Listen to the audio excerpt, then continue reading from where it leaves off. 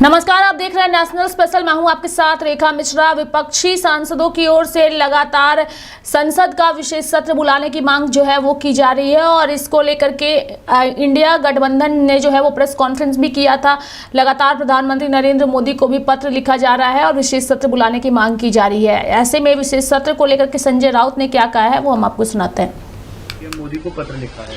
मेरी जानकारी में 26 ये दल से जो इकट्ठे हुए थे, जो जिनसे इंडिया अलायंस बना था, अब 26 में से कुल 16 इकट्ठे हुए, तो ये अपने 26 दल ही इकट्ठे नहीं कर पा रहे, तो किस बात की बात करें। और फिर जो दल इकट्ठे होने, जरा दीपेंद्र हुड्डा जी से पूछें क्या उनकी पार्टी एक साथ है, एकजुट है सारे विषय पर। शशि थरूर जी या मनीष तिवारी जी या आनंद शर्मा जी या सलमान खुर्शीद जी, जरा उनको भी ऑन बोर्ड ले लेना चाहिए कांग्रेस पार्टी को। कोई मतभेद नहीं है। स्पेशल सेशन के बारे में किसी के मतभेद होने की गुंजाइश नहीं है। इस विषय पर हम डिफेंस पर चर्चा नहीं करना चाहते।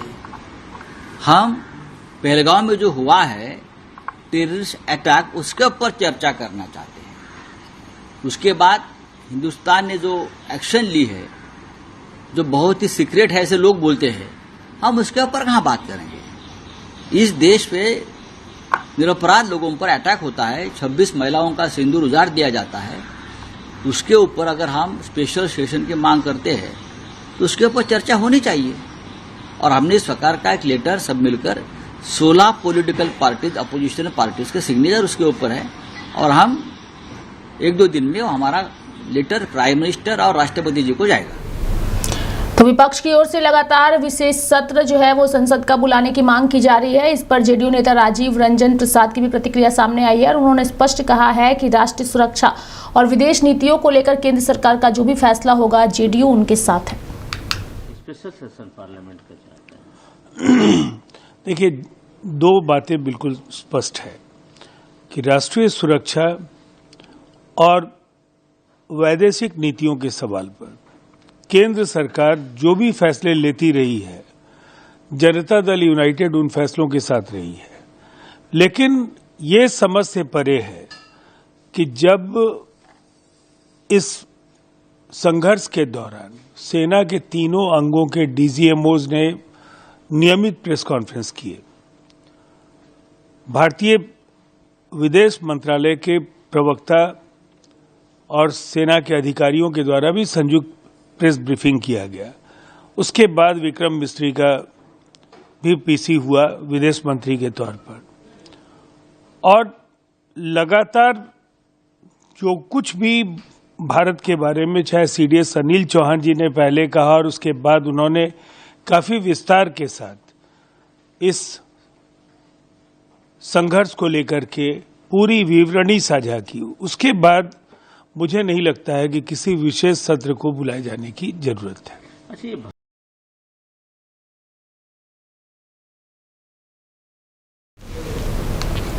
बढ़ेंगे आगे, बात करेंगे जम्मू कश्मीर की। दरअसल विकसित भारत के लिए देश के कृषि क्षेत्र को विकसित करने के प्रधानमंत्री नरेंद्र मोदी के आह्वान के तहत डोडा की अगर हम बात करें तो डोडा में कृषि विभाग ने भालरा भद्रवाह में विकसित कृषि संकल्प अभियान 2025 के अंतर्गत एक व्यापक किसान जागरूकता कार्यक्रम का आयोजन किया। और इस कार्यक्रम को लेकर के जम्मू के कृषि निदेशक अरविंद सिंह रीना ने जो है वो कहा है कि भारत सरकार की ओर से पूरे देश भर में विकसित कृषि संकल्प अभियान जारी है।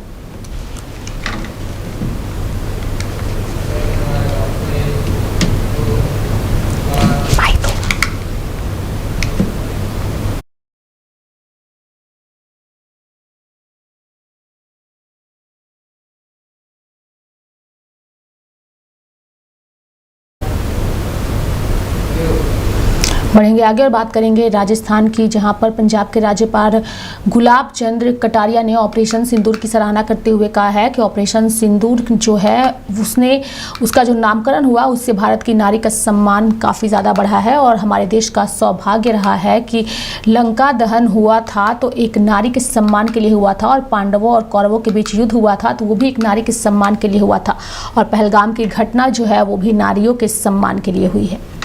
ऑपरेशन सिंदूर एक तो जो नामकरण किया उसने भी भारत की नारी का सम्मान इतना बढ़ा दिया और हमारा देश का ये सौभाग्य रहा कि अगर लंका दहन हुआ तो एक नारी के सम्मान के लिए हुआ कुरुक्षेत्र का रण हुआ पांडवों और कौरवों का, तो वो भी एक नारी के सम्मान के लिए।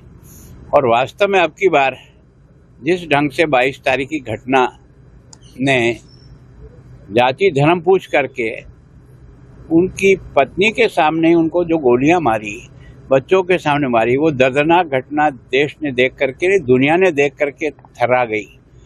लेकिन जनता की मांग थी कि इसका पई का हिसाब होना चाहिए। प्रधानमंत्री जी ने कहा कि वो करेंगे जो इन्होंने कभी कल्पना भी नहीं की होगी।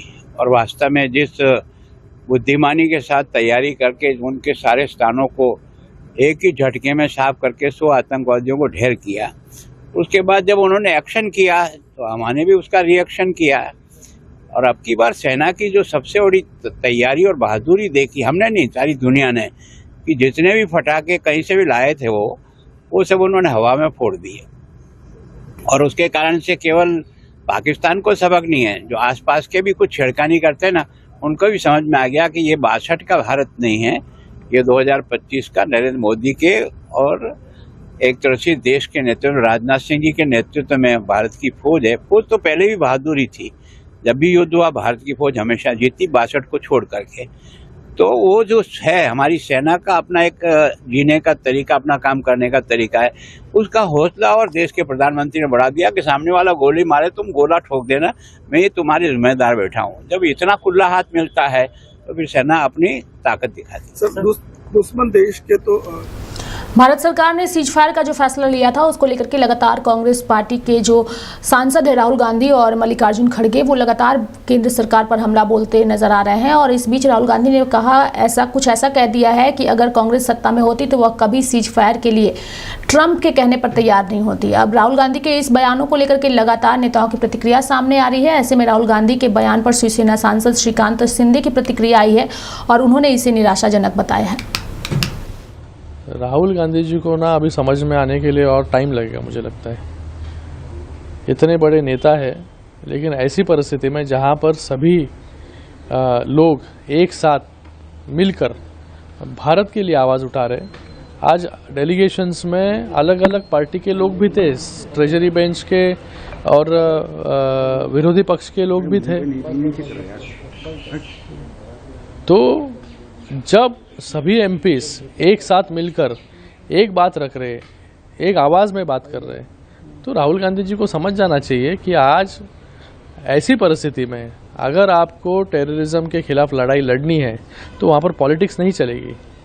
हमेशा पॉलिटिक्स करने का काम राहुल गांधी जी कर रहे हैं। पॉलिटिक्स करने को तो पूरी उम्र है, लेकिन आज जो इनिशिएटिव भारत सरकार ने लिया है, माननीय नरेंद्र मोदी जी ने लिया है, एकमात्र भारत देश ऐसा है कि जिन्होंने अपना डेलीगेशन अलग अलग देशों में भेजकर लोगों को सेंसिटाइज करने का, अलग अलग देशों को सेंसिटाइज करने का काम यहाँ पर किया है। बीजेपी के अध्यक्ष, बिहार बीजेपी के अध्यक्ष दिलीप जायसवाल ने पंजाब के मुख्यमंत्री भगवंत मान पर हमला बोला है और कहा है कि जो आम आदमी पार्टी की हार हुई है दिल्ली में, उसका यही परिणाम है कि इनकी सोच जो है वो काफ़ी ज़्यादा खराब है और यही वजह है कि दिल्ली में इनकी हार हुई है और आम आदमी पार्टी का नाश जो है वो तय है।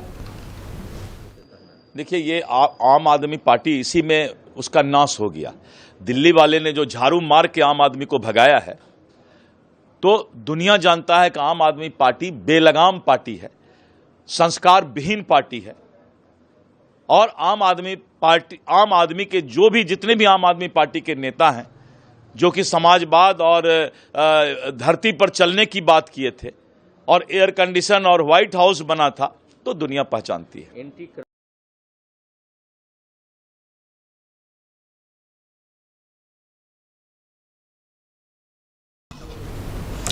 बढ़ेंगे आगे, बात करेंगे एससीपी सुप्रिया सुले के नेतृत्व वाले समूह 7 के सर्वदलीय प्रतिनिधिमंडल के सदस्यों ने विदेशों में जाकर जिस तरीके से पाकिस्तान को बेनकाब किया है, उसके बाद से सत्ता पक्ष के नेता भी विपक्ष और सत्ता पक्ष की एकजुटता से बेहद खुश है। इस बीच बीजेपी नेता वी मुरलीधरन काहिरा ने जो है सुप्रिया सुले की सराहना की है और साथ ही कहा है कि सत्ता पक्ष और विपक्ष एकजुट है, ये गर्व की बात है। The visit of our delegation led by Supriya Sule ji to 4 countries of the region that is Qatar, South Africa, Ethiopia, and Egypt, is concluding today. We had a very good interaction with cross-section of the society, those representatives from the government, of various parliaments, and various think tanks and other civic society members. I found it very much productive, very meaningful, and I found a consensus among everyone in favor of India, especially in the issue of terrorism. So everyone condemned the terrorist attacks that were there, happened, and everyone was supportive of the efforts that India is making to counter terrorism. It was also felt that a global initiative has to be there, and a consensus has to be created across the world against terrorism in all its forms and manifestations. We tried to stress upon the point that while terrorism is a global menace, India is facing a peculiar situation of state-sponsored terrorism, financed, training provided, and logistics provided by the neighboring country of Pakistan.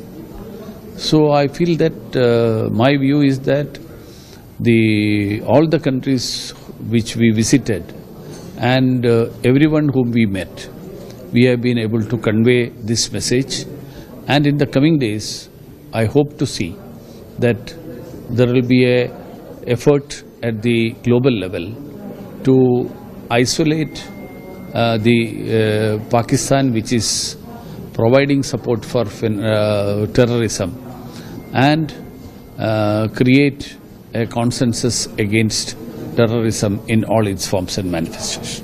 Do you think that in coming days the purpose is going to fulfill of this global outreach?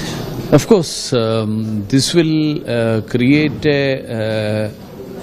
on the one hand, create a consensus against terrorism, and on the other hand, lot of misinformation campaign and false narratives are being spread against India by those forces who are creating these problems through terrorism. So we have been able to use this opportunity to dispel those misinformation campaign. So the real situation we could explain to those whom we met. So I'm sure that in the coming days that will benefit India, and the Indian community, whom we met every place. Indian community was also made aware of the requirement and their role.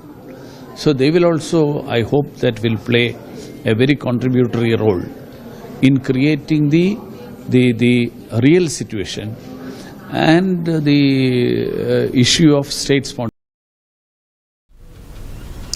मित्र देशों ने आतंकवाद को लेकर के भारत के साथ अपने समर्थन को दिखाया है और आतंकवाद के खिलाफ भारत के साथ है, ऐसी बातें उन्होंने कही है, जिसको लेकर कांग्रेस सांसद आनंद शर्मा ने जो है वो भी खुशी जाहिर की है और उन्होंने उत्साह के साथ कहा है कि मित्र देश जो है वो भारत की स्थिति को उन्होंने समझा है और भारत के साथ है। वो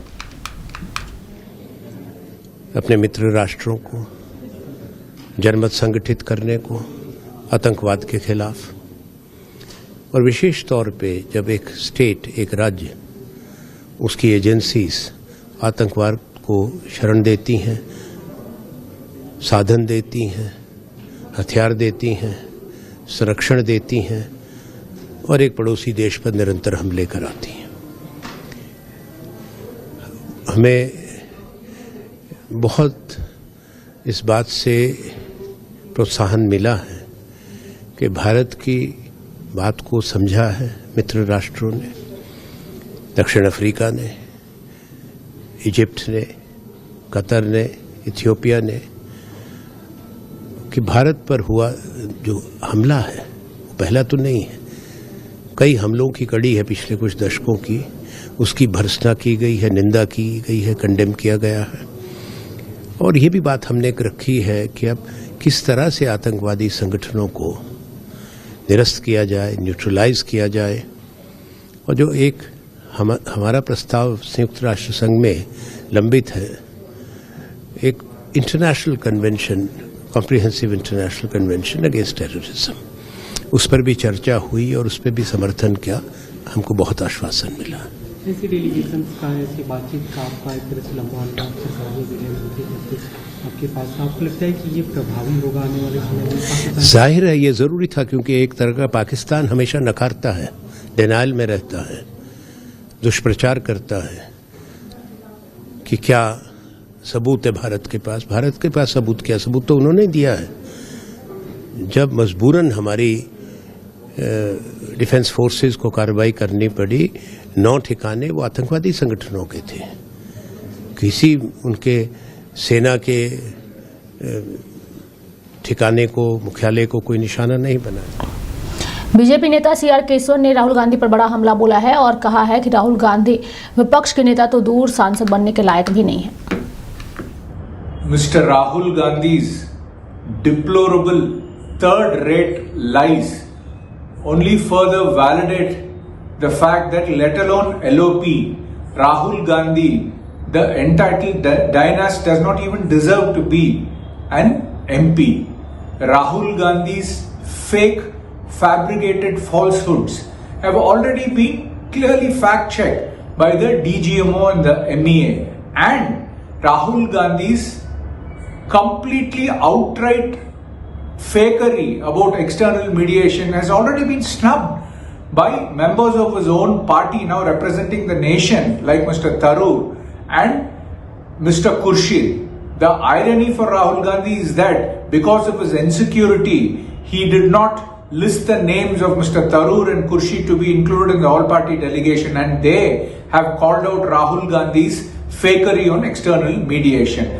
And Rahul Gandhi spoke about courage. How ironic, because the Congress party ever since Nehru's days has been hyphenated with cowardice. Rahul Gandhi says, "Daro mat, do not be afraid."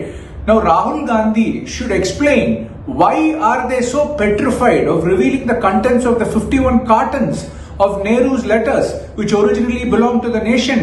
Why is Rahul Gandhi being a coward, and why does he not make the contents of these letters public? And next time Rahul Gandhi talks about courage, he should go and read up on the 1923 Naba incident, where Mr. Nehru himself in his autobiography has admitted to, behaving like a coward, and he had completely deserted his colleagues. This is what Nehru wrote about the infamous Naba incident, in 1923. And as far as external pressure and mediation is concerned, Rahul Gandhi should read Obama's autobiography, where Obama had unflattering remarks for Rahul Gandhi. He called him nervous and had an unformed quality about him. That's how he described Rahul Gandhi. In that, Obama clearly says that the Manmohan Singh government resisted, attempts to retaliate against Pakistan because the Congress party was afraid of anti-Muslim sentiment in the wake of the 26/11 attacks. Look at the cowardice of the Congress party and their appeasement politics. So these facts clearly expose how Congress and cowardice and Congress and vote bank politics go together. Rahul Gandhi, with his statements and his bitterness for the Prime Minister, has only further insulted our armed forces and their courage, and he's also discredited Operation Sindoor. But regardless of what doomsday and naysayers like Rahul Gandhi may state, Operation Sindoor is being lauded by the entire world for striking a decisive blow at the root of global terrorism, and Operation Sindoor and the valor of our armed forces under the Supriya Sule की अगर बात करें तो उन्होंने प्रधानमंत्री नरेंद्र मोदी, विदेश मंत्री S Jaishankar और संसदीय कार्य मंत्री किरण रिजिजू को धन्यवाद दिया है और कहा है कि उन्होंने हम पर जो विश्वास दिलाया है उससे हम बेहद ही खुश हैं।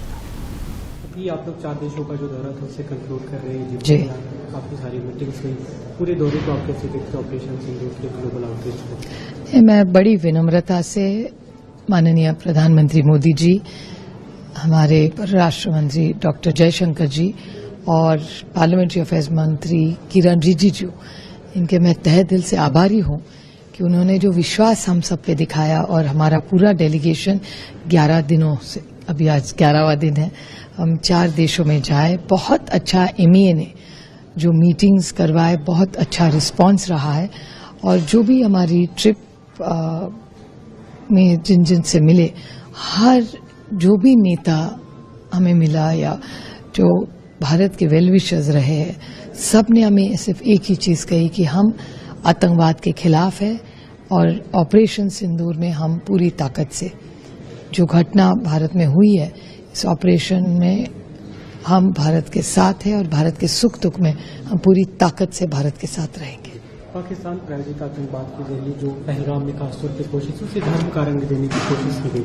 आप लोग जिन भी देशों में गए, ज्यादातर उसमें मुस्लिम बहुल आबादी वाले देश हैं। आपको लगता है कि वहां से जो मैसेज मिला वो पाकिस्तान वाले टेररिज्म को काउंटर करने में? एक बात लगातार हर मीटिंग में आई चारों देशों में कि हर एक का एक ही कहना था कि आतंकवाद ये किसी जाति धर्म का नहीं होता, वो आतंकवाद होता है।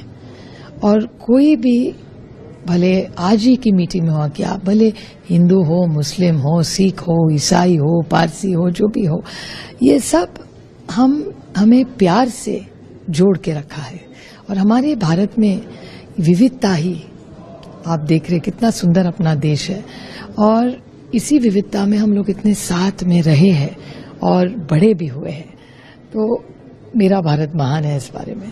लेकिन हर राज्य देश में हम जब गए तो हर देश में एक ही कहा, टेरर हैज नो रिलीजन, ये सब ने कहा। तो ये बहुत बड़ी बात है हमारे लिए, और आतंकवाद के खिलाफ पूरी ताकत से भारत के साथ ये चारों देश खड़े हैं। आप लोग की जो बैठकें हुई, जो मीटिंग्स हुई, सिर्फ नेताओं के साथ ही, वहाँ की जो सिविल सोसाइटी, बिल्कुल बिल्कुल डायस्पोरा है, बिल्कुल, आप लगता है कि उन तक भी ये मैसेज पहुंचाई? एनसीपी एससीपी नेता सुप्रिया सूले के नेतृत्व में सर्वदलीय प्रतिनिधि मंडल के ग्रुप 7 के सदस्य और भाजपा नेता अनुराग ठाकुर ने जो है, उन्होंने भी स्पष्ट तौर पे कहा है कि कैसे हमारी टीम ने कतर, साउथ अफ्रीका, इथोपिया और अब मिस्र में सर्वदलीय प्रतिनिधिमंडल 140 करोड़ देशवासियों का स्पष्ट संदेश लेकर आए हैं कि कैसे सीमा पार से पाकिस्तान द्वारा प्रायोजित आतंकवाद बार बार भारत पर किया जाता है। देखिए, कतर, साउथ अफ्रीका, इथोपिया और अब इजिप्ट में ये जो सर्वदलीय डेलीगेशन भारत से आया है सांसदों का, ये अलग अलग भाषाओं, अलग अलग विचारधाराओं, अलग अलग दलों, अलग अलग क्षेत्र से आने वाले लोग हैं, लेकिन 140 करोड़ भारतीयों का एक स्पष्ट संदेश लेकर आए हैं, दुनिया भर में सच्चाई बताने कि कैसे सीमा पार से पाकिस्तान के द्वारा प्रायोजित आतंकवाद बार बार भारत के निर्दोष लोगों की जान लेता है। भारत पर बार बार पाकिस्तान द्वारा प्रायोजित आतंकवाद के हमले होते हैं, जो भारत के आर्थिक विकास को भी एक तरह से प्रहार करने का प्रयास करते हैं, निर्दोष लोगों की जान लेते हैं। और जो हम लगातार शांति बनाने का काम करते हैं, भाईचारा बनाने का काम करते हैं, सद्भावना का काम करते हैं, उसको बार बार चोट पाकिस्तान द्वारा पहुंचाई जाती है। हमने ये भी दुनिया भर के देशों को बताया कि कैसे फाइनेंस, लॉजिस्टिक हैंडलिंग, ट्रेनिंग और क्रॉस बॉर्डर टेररिज्म, इन सब पे पाकिस्तान किस तरह से शेल्टर करता है, संरक्षण देता है आतंकवादी संगठनों को। और पहलगाम हल्के में जो आतंकवादी संगठन था, द रेजिस्टेंस फ्रंट, वो भी पाकिस्तान की सरजमीन से चलता है। और कैसे पाकिस्तान के बड़े फौज के अधिकारी उन आतंकवादियों के जो जनाजे थे उसमें भी पहुंचे, जब उनको दफनाने का काम किया गया, और उनके जो शरीर थे उन पर भी, या ताबूत पर भी पाकिस्तान का झंडा था। ये अपने आप में दिखाता है कि मिली भगत है, पाकिस्तान द्वारा प्रायोजित है। और दुनिया भर के देशों में एक संदेश तो स्पष्ट गया है, सबने एक स्वर में आतंकवादी हमले की निंदा की है। बिहार के मुजफ्फरपुर में हुए बलात्कार के मामले को लेकर के राजद नेता तेजस्वी यादव ने एनडीए सरकार पर हमला बोला था, जिसको लेकर के बीजेपी सांसद संजय जायसवाल जो है, उन्होंने तेजस्वी यादव के बयान पर प्रतिक्रिया व्यक्त की है। उसको बचाने का सारा प्रयास किया गया। जो पटना मेडिकल कॉलेज में जो थोड़ी देरी हुई, और बहुत ही दुखद है। और उसमें जो भी दोषी है उन पर कार्रवाई हुई है। सरकार स्वयं हर जगह नहीं रहती है, सरकार का तंत्र रहता है, और तंत्र में जो खामी पाई गई उस पर कार्रवाई हुई। तेजस्वी को यह ध्यान नहीं आ रहा है कि जब यह घटना घटी उसके 12 घंटे के भीतर अपराधी को पकड़ा गया। और तेजस्वी जी के पिताजी के जमाने में शिल्पी जैन के साथ जो हुआ और चंपा विश्वास के साथ जो हुआ, आज तेजस्वी यादव को राजद के कुकर्मों की माफी मांगेंगे? क्या वह एक घटना बता सकते हैं जब राष्ट्रीय जनता दल की सरकार थी और किसी महिला के साथ बलात्कार हुआ या उसकी हत्या हुई या किसी बच्ची के साथ हुआ और कोई कार्रवाई हुई? और तेजस्वी यादव जी को अपने विधायक जोगेंद्र सरदार से जरूर मिलना चाहिए, जो राजद के विधायक होते हुए बच्ची के साथ जिस प्रकार से बलात्कार किए थे, वह बात आज पूरा देश जानता है। तो मेरे साथ फिलहाल अभी के लिए इस बुलेटिन में इतना ही। आप देखते रहिए लाइव इंडिया हर पल। नमस्कार।